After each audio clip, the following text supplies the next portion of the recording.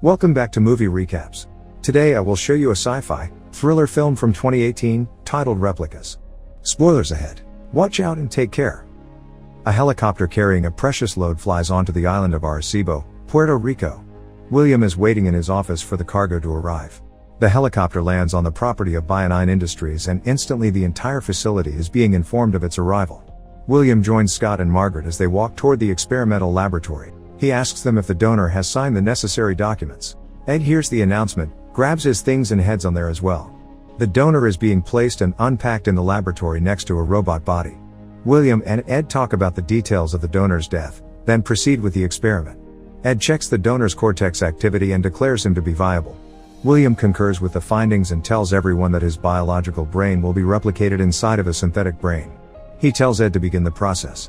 The neural probe designed to perform the task is engaged and the process of transferring the soldier's brain begins. William initiates the neural imprint and works on the application of the human mind onto the synthetic one. He activates all of the functions of the mind and tells Margaret to energize the body. The replica awakens and William addresses it by name as it starts moving. It asks who he is and William explains that he has transitioned into a synthetic brain. While coming online, it begins to freak out and rip itself apart, tearing out part by part until William shuts the subject down. William speaks to Jones about the progress they've just had. Jones isn't impressed that the subject spoke for the first time and tells him that they need bigger results to hold on to the shareholders of the company. William tells him that his family had made too many sacrifices for his life's work. He promises Jones that he is very close to a breakthrough. Later, William drives home and meets his wife Mona in front of the house packing the car for a trip. He rushes inside and sees that his kids Matt, Zoe and Sophie aren't packed yet either. Ed walks into their house and Sophie gives him her pet fish, telling him not to overfeed him. He asks William if he talked to Jones and if he got fired yet. Mona overhears them talking as Ed explains that the subject ripped itself apart. However, William interrupts him and tells her that it spoke.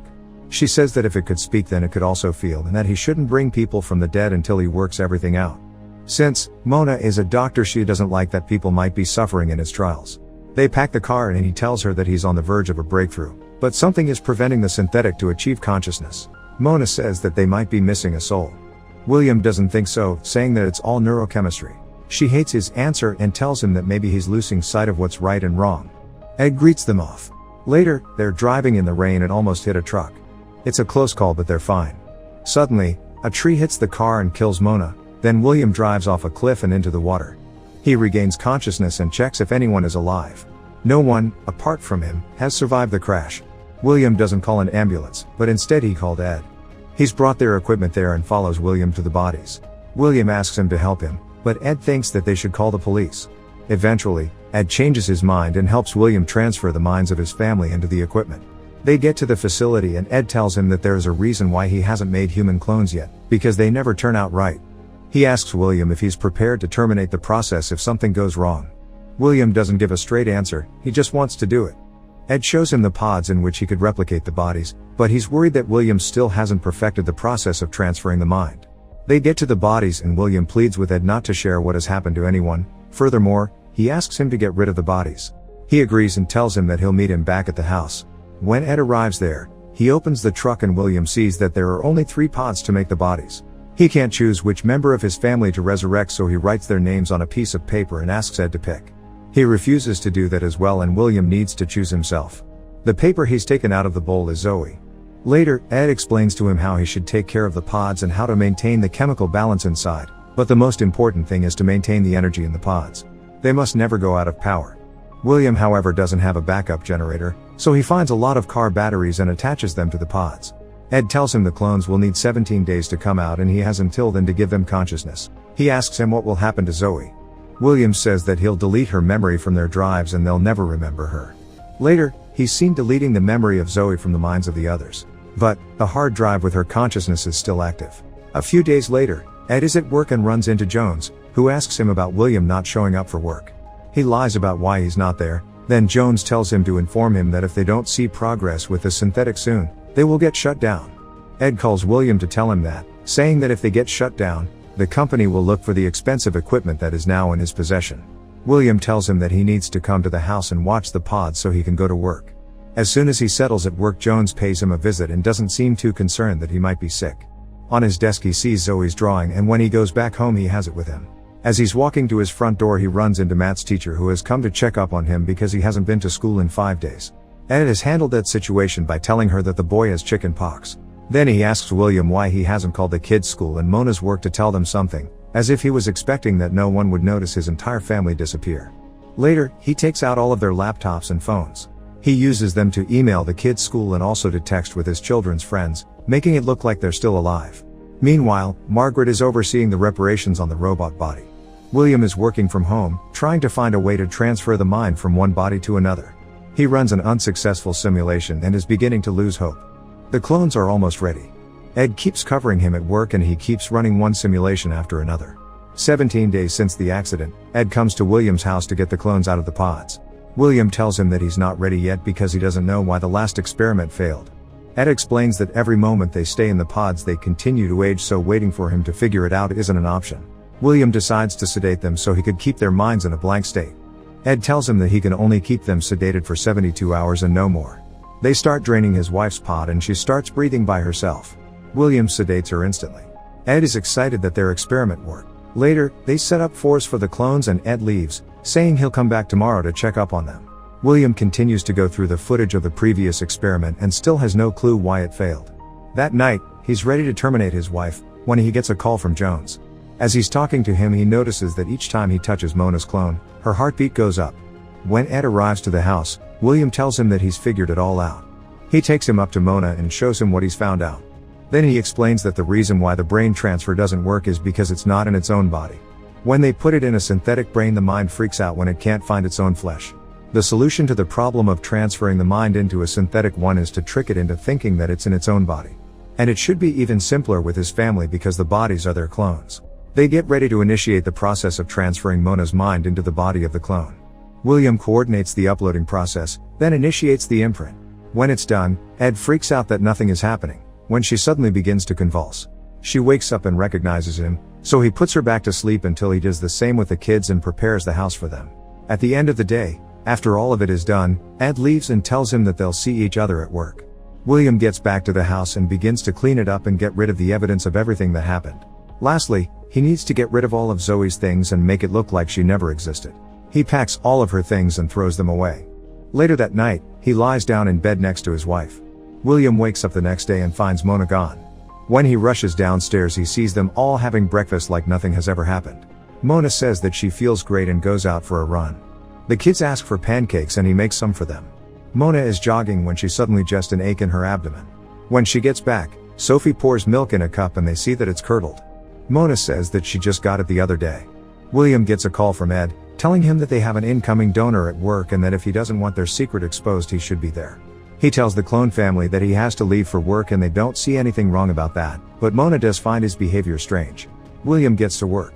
Him and Ed are preparing the donor for the transfer, but he deems him non-viable because he doesn't want to make another one go through the phase of rejection again and the suffering that it might bring.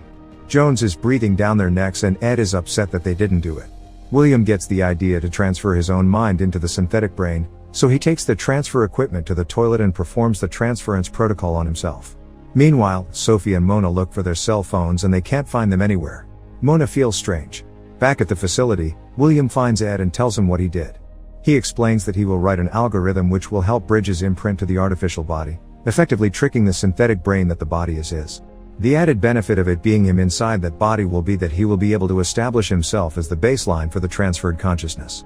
William gets back home that night and finds Mona upset, immediately telling him that she feels like something is wrong with her. She can't remember a lot of things that happened during the past few weeks. He comforts her and tells her that she should rest. He goes to the basement and writes the algorithm. The drive with his consciousness is set next to Zoe's. Later, Sophie has a nightmare about her mom dying and calls for her, but William comes in her room and tells her that she just had a bad dream. He takes her back to the basement and overwrites her memory so that it excludes the memory of them dying. Mona catches him there and asks what he's done to Sophie. She wants to know the truth. William tells her that he brought them back from the dead. They have a conversation later on and she asks him how he could do that. He tells her that he couldn't bear losing them and that he had to do it. She understands. The next day, the family meets with Ed at the market. Mona thinks she sees something and almost remembers Zoe. They have dinner together that night and William asks them if they should move back home. Sophie asks who Zoe is, telling him that the name is scribbled in her closet with a crayon. The three of them begin remembering little bits about her, and Mona confronts William about it. He tries to lie to her, but she sees right through him. Suddenly, the doorbell rings. William opens the door for Jones, who greets Mona and asks for a quick word with him. He tells him that he knows everything about what he has done and calls his family subjects of the trial in possession of the company. Jones isn't ready to have them walking around like everything is normal, fearing the consequences if someone finds out about them. William tries to negotiate with him by telling him that he knows how to get the synthetic brain to work. Unfortunately, Jones isn't after that. He explains that the company isn't even a biomedical one, but is actually part of the weapons industry. Jones has another plan for his findings. He tells him to give him the algorithm, then say goodbye to his family. William goes to get the algorithm, and Jones texts to assassins to get ready. When he gets back, he tries to drug Jones but just ends up knocking him out. He destroys the algorithm and explains everything about Zoe to Mona and about the company that he works for. William tells her that they need to run. They get into the car and escape before the assassins realize what is happening. Jones wakes up and sees the destroyed algorithm, realizing that it's unsalvageable. One of his men comes in and shows him the tracker they have on the family. He tells him not to shoot them in the head. Simultaneously, a car starts chasing the family, ramming into them. They quickly manage to escape.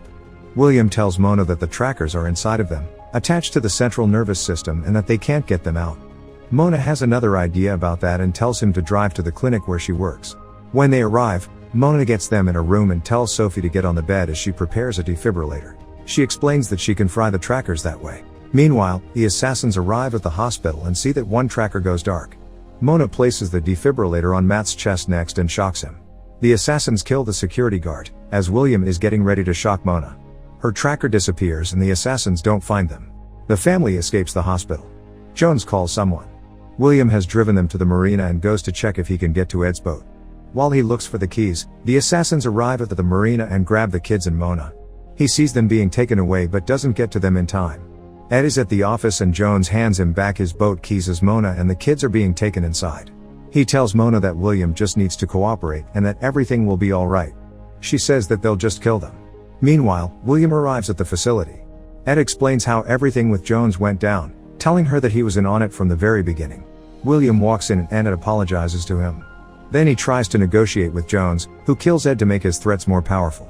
William recreates the algorithm for Jones and begins the imprinting process inside of the synthetic brain.